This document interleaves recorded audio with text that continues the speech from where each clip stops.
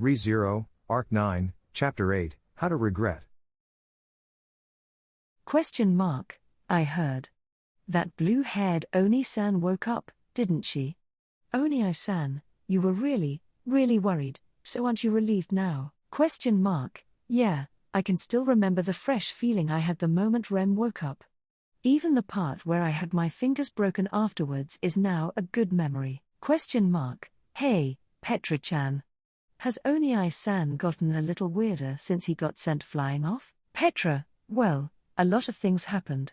It's a long story, but there was a time when he was cross-dressing and even a time when he shrunk to about the same size as Beatrice-chan.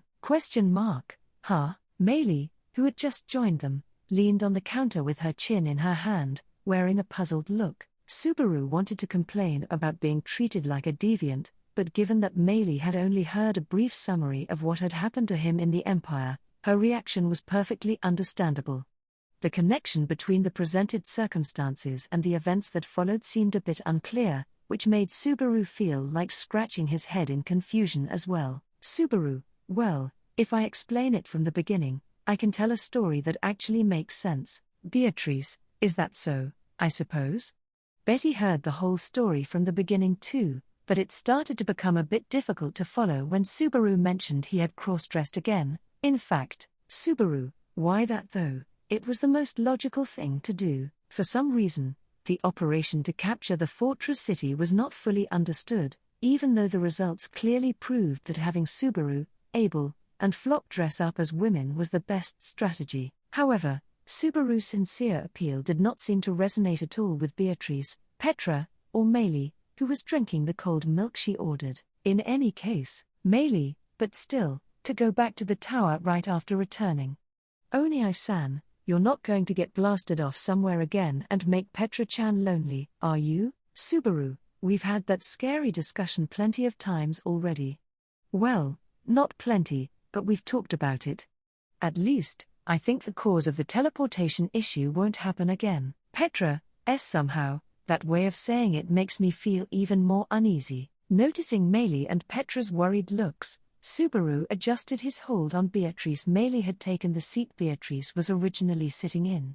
With Petra on one side, Meili on the other, and Beatrice on his lap, Subaru took a moment to consider his next move. In the first place, the event that caused Subaru to be transported to the Volakian Empire was a highly irregular incident that occurred at the Pleiades watchtower. At that time, just before the incident occurred, there was an irregularity in the green room of the tower.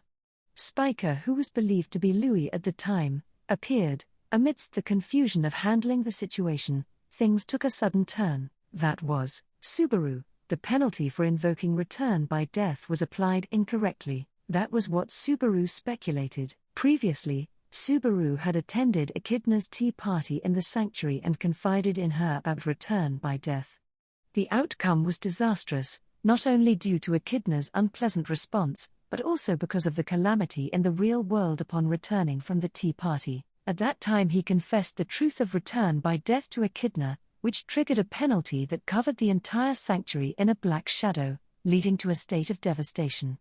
Subaru thought that the situations were similar. In summary, Louis Arneb, who had encountered Subaru in the Hall of Memories and learned about return by death, appeared in the green room for some reason, and that was what that black shadow the Witch of Envy mistakenly set out to eliminate. And as a result of the clash between the rampaging Witch of Envy and the divine dragon Volcanica, who was tasked with protecting the tower, Subaru was blasted away by the resulting force field. Subaru, that's what I'm thinking, but beyond that, it's just speculation. Ultimately, the reason why Subaru was transported to the forest of the people of Shudrak in the Empire remained unknown. It was unclear whether it was accidental or if it was an intentional result by either the Witch of Envy or the Divine Dragon.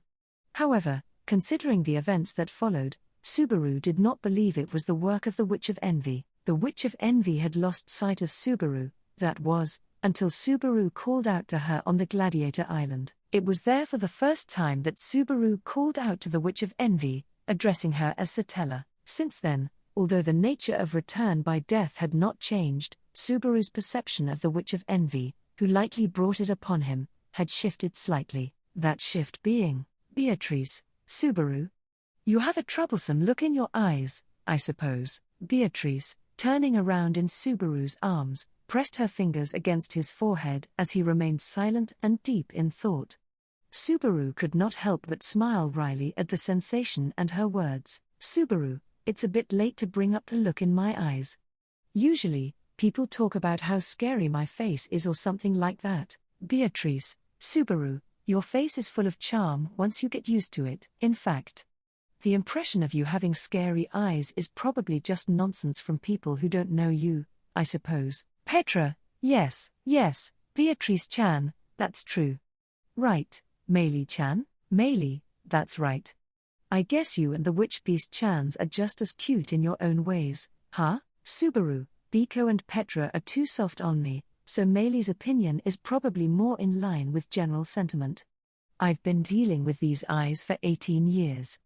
I don't expect anything else of them. In fact, it had already been proven by over a year of experience that even the standard isekai trope of the reversal of beauty and ugliness was not something to expect. According to Subaru's aesthetic sense, beautiful people were beautiful, and Subaru's eyes were the most terrifying. Subaru, enough about my eyes.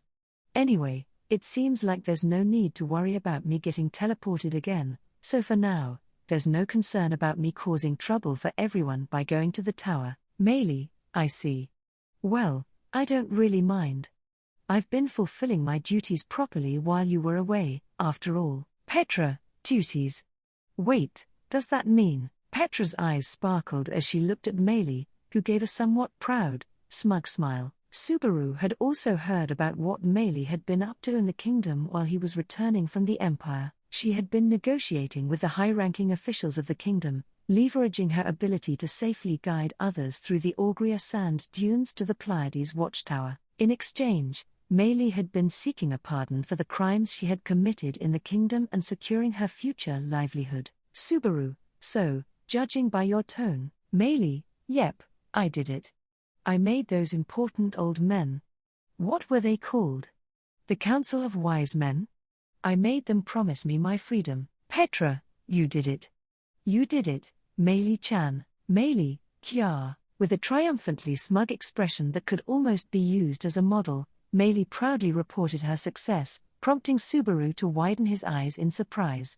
Petra, even more excited than Subaru, reached across him to grab Meili's hand. As a result, the two girls ended up holding hands over Beatrice's stomach. Subaru, I'll take advantage of the moment and gently put my hand in there too. Beatrice, it's a bit ticklish, but Betty will join in too. In fact, you did well, I suppose. Subaru and Beatrice added their hands to the mix, and the four of them ended up holding hands together in a show of camaraderie. The shopkeeper on the other side of the counter looked at Subaru and the others with a strange expression, but Subaru consciously ignored it, deciding not to worry too much about onlookers during this joyful moment. With their hands laid on top of each other, Meili said thank you, in a small voice before continuing. Meili, anyways, my ability to control witch beast chans is highly valued by the kingdom. I'm using it at your request, so make sure to show some gratitude. Subaru, wow, that's quite the bold attitude. But it's fine, I don't mind a big mouth. And of course, I won't forget to show my gratitude.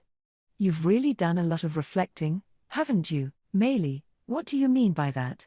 Do you want me to push you down the stairs again? Though Subaru understood that Meili's words were just her way of hiding her embarrassment, the memory of his spectacular tumble down the stairs made every single one of his bones creak in recollection. However, what caught even more attention than Meili's slip of the tongue was, Petra, Meili-chan?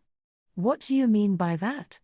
What did you do? Meili, Petra, hey, I didn't get a chance to hear the full story, but what happened at the tower? You apologized for not being able to stop Subaru from being teleported, but is there anything else you need to apologize for? Meili, Petra-chan, your eyes are looking a little scary. Petra, Meili-chan. Meili, eek. Petra's hands, still resting on Beatrice's stomach, gripped Meili's hands firmly, not allowing her to escape. Realizing this, Meili turned to Subaru with pleading eyes. Meili, oh Onii-san. Onii-san, help. Subaru, sorry, Meili.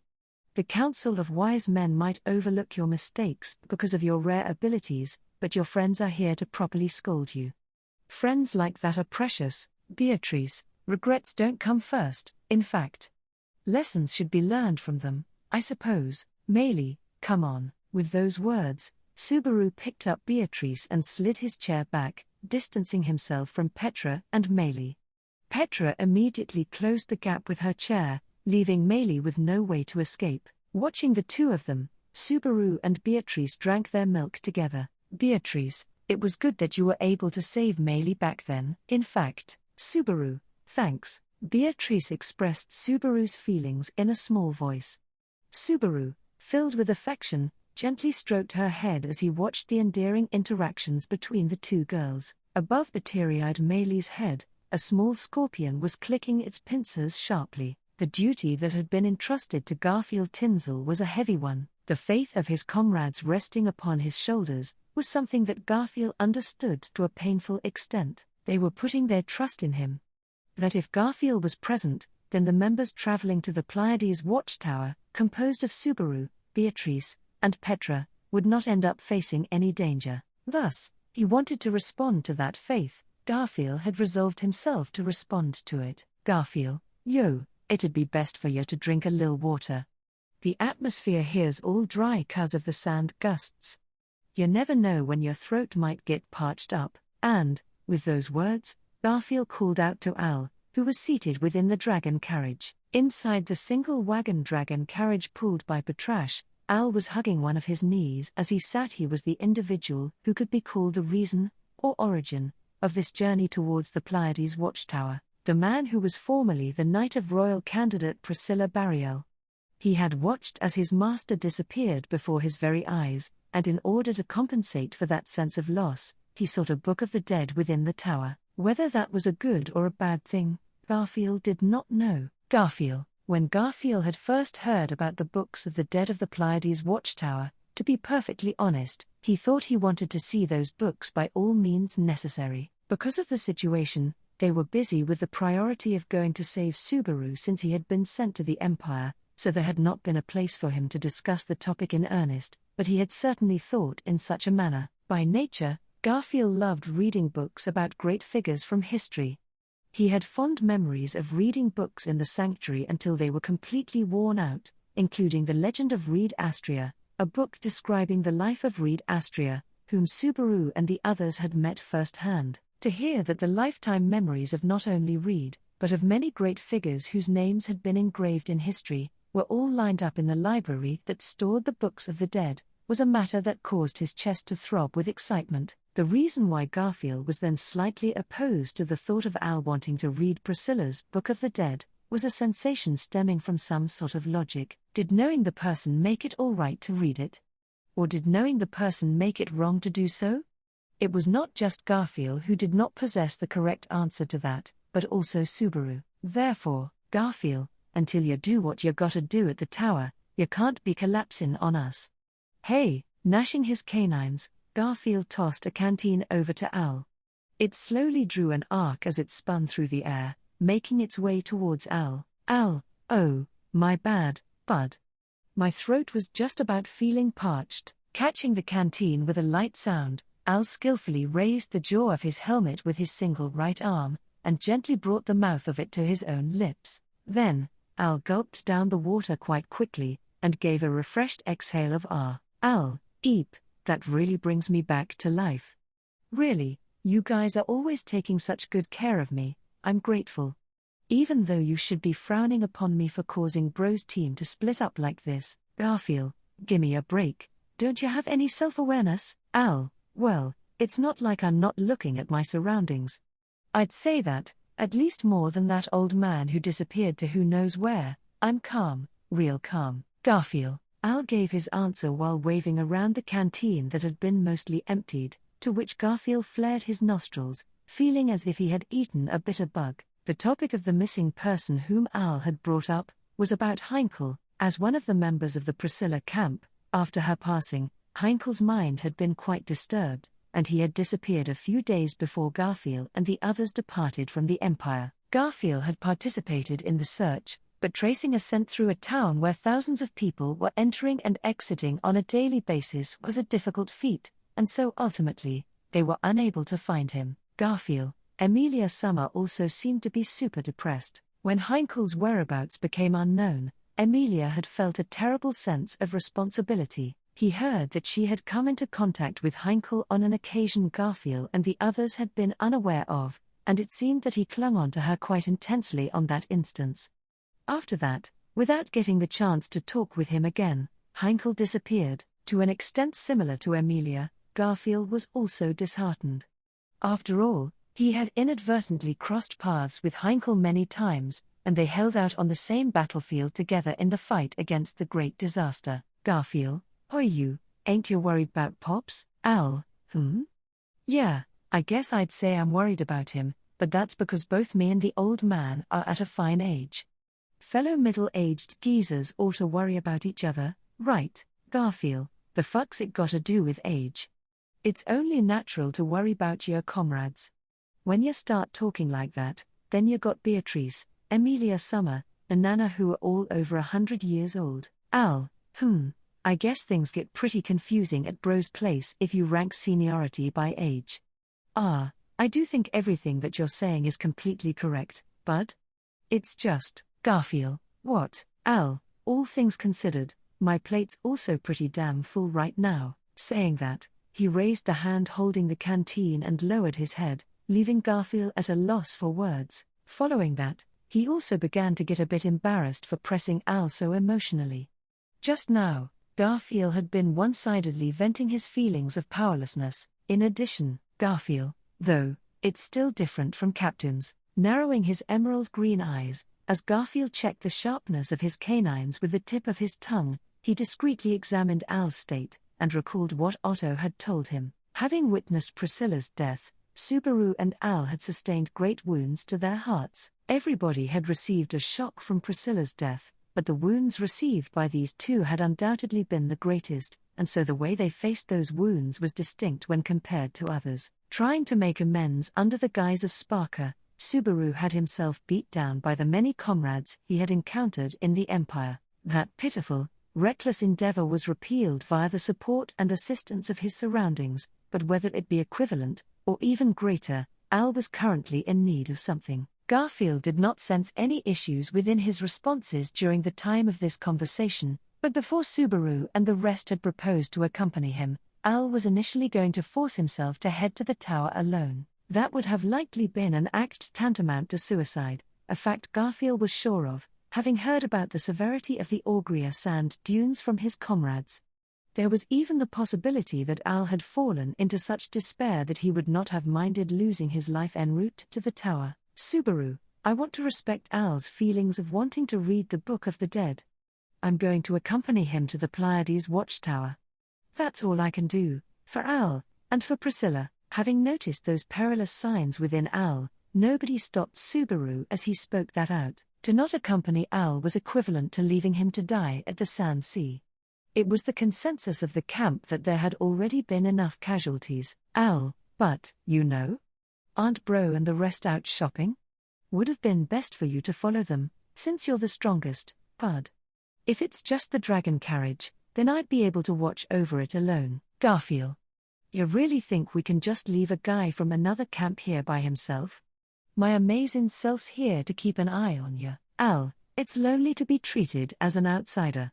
Aren't we buddies who saved the Empire together? And that was also the reason why Al had lost everything precious to him. How to mourn, how to despair, how to regret, such methods differed from person to person. Garfield too had an experience of being stuck completely helpless at a dead end, only left to despair. In order to get back on his feet, Garfield had borrowed the strength of Subaru, Ram, Otto, and everybody else, so now, he wanted to be there for somebody else in that same position. Garfield, I had thought my amazing self could be there for Pops, too. The missing Heinkel must also have his own despair. That such a thing had cast a great shadow over his life, was something Garfield more or less understood. Precisely because he understood, he felt sorry for Heinkel, who had no choice but to shoulder everything on his own. It appears that the atmosphere in the carriage is rather stagnant. Depressing, And, just as Garfield had been thinking that, the door to the dragon carriage opened, and the person who appeared from outside spoke those words. When Garfield turned around in surprise and saw that it was someone he knew, he let out a sigh. Garfield, don't fucking freak me out like that. Got me thinking it was something like the sound of Woozle's wind. ? Excuse my rudeness in asking, but considering your duty, would it not be a problem in and of itself that you are unable to cope with sudden situations? Inquiry, Garfield, that's a bit. ? Again, excuse my rudeness. I attempted to trip you up. Apology. Saying that, placing a finger on his lips as he winked, was a man with a slender face, meticulously trimmed navy blue hair, and a monocle over one eye. This man, who cast an unfathomable atmosphere around him, worked as a servant for Roswell's relative Arnrose Mylode, and was on poor terms with Garfield's older sister, Frederica. Moreover, this was the person with whom they had arranged to meet in Mirala, the nearest town to the Sand Sea. Garfield, amazing, ain't your timing just damn perfect? Where's that Maylie girl? She is accompanying me. Certainly. As for my punctuality, it is not something that deserves praise. As a butler, I have simply fulfilled my duties. Garfield, you really think that any other butler is fucking able to do something like taking an entire dragon carriage from one end of the country to the other so easily? Garfield was fed up with Klein, who placed his hand on his chest with great humility. In bringing Subaru and Rem home from the Empire, Klein had fulfilled a very important role, on a level that he might even be the MVP of the camp. It would seem that Klein could use magic similar to that of door crossing, which allowed one to cross through space, and through that, he had been very useful and versatile in making preparations for their journey to the Empire. The reason they had met up here was to retrieve Maylie, who was indispensable personnel for crossing the Augria sand dunes. Regarding Maylie Summer, I have sent her straight to Subaru Summer and the others. I have come to the dragon carriage to report on her arrival. Praiseworthy, Garfield, thanks. By the way, did you not bring Emilia Summer or Otterbro with you? My apologies. The payment made by the master was limited to the act of bringing back Subaru Summer and Rem Summer, who was sent to the Empire. Bringing Maylie here was the least I could do as a favor. Sincerity, Garfield, gotcha. If there's a reason, I won't ask you to do the impossible. Klein bowed deeply, and although his tone remained flat, there was a sense of consistent apology in his demeanor, and it seemed that he had reasons that were beyond his control. In the past, Garfield had a bad habit of losing all reason when he underwent beastification, but the reason he was able to overcome this was because he had been granted an opportunity to do so. He did not know if Klein's limitations were of the same sort or not, so Garfield refrained from saying anything presumptuous, despite having had a similar experience. Garfield, well, not like our amazing selves are the only ones. Yo Al-san, let me introduce ya. This is one of our amazing selves allies, Klein. He's real chummy with that Roswell bastard. Klein, while it is exquisitely chilly, yet quite difficult to deny, I thank you for the introduction. Having received that introduction, my name is Klein. Pleased to make your acquaintance. Bo, realizing that he had ignored Al while they had been speaking, Garfield introduced Klein.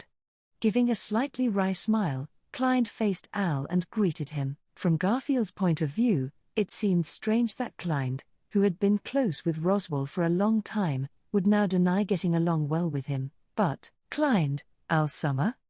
Dubious. Aside from Garfield's thoughts, Klein frowned with skepticism. The reason was Al's reaction to Klein's greeting, in which he gave no response. Al, maintaining his silence, Al stared intently at Klein's face. Of course, his expression was not visible with his helmet on, but the atmosphere he was exuding, something close to shock or bewilderment, could easily be felt. However, Garfield did not understand the meaning of that reaction in itself. Garfield, huh? Klein, do you know Al-san? Klein. No, forgive me, but I have no recollection of him. Al Summer, have we met somewhere before? Verification. Klein shook his head and denied Garfield's suspicion. If Klein could not recall any such thing, then he was likely not mistaken. As previously mentioned, Klein could use special magic, but he also had outstanding abilities as a butler. He was the one who trained Frederica and Ram as servants, and he was also the one who had taught Subaru how to use a whip. He might not have been stronger than Garfield, but his mannerisms also gave the impression that he was no ordinary person, and certainly possessed great power. If he had no memory of this, then it was probably true that, at least on Klein's side, they were not acquainted. And, as for Al, never had any of that acquaintance. Without a doubt, this is the very first meeting between you and I, Garfield. So, the hell was up with that profound silence just now? Al, my bad, it's just kinda troublesome to memorize new things. You said you were called Klein-san? The name's Al.